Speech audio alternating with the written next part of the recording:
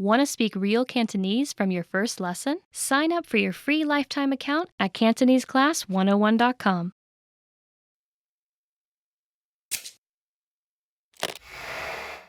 Hi everybody, Olivia here. Welcome to Ask a Teacher, where I'll answer some of your most common Cantonese questions. The question for this lesson is, what are simplified and traditional characters? Do I need to learn both? In 1949, the Chinese government introduced and promoted simplified Chinese to improve literacy rates.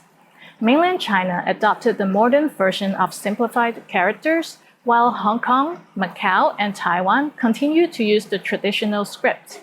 If you can read traditional characters, you can easily learn the simplified form used on the mainland, but not vice versa. Let's get into more details. Which one should you learn, simplified or traditional? Learning simplified Chinese is more suitable if you stay in mainland China or Singapore, since simplified characters are used in these regions. On the other hand, traditional Chinese characters are used in Hong Kong and Taiwan and are necessary to learn if you live there. The traditional form of Chinese is the older and more classical form, and this is the form used in the most famous and best pieces of Chinese literature and Chinese calligraphy.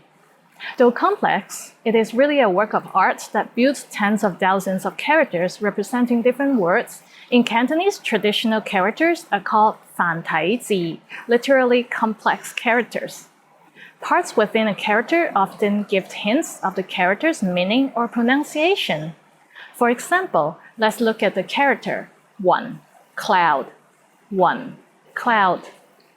At the top, there is yu, which means rain. At the bottom, there is 1, which gives an hint about the pronunciation 1.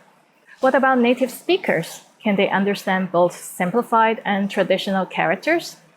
All native speakers in Hong Kong learn traditional characters at school, but most of them can easily recognize or guess the simplified form since they somewhat follow a pattern.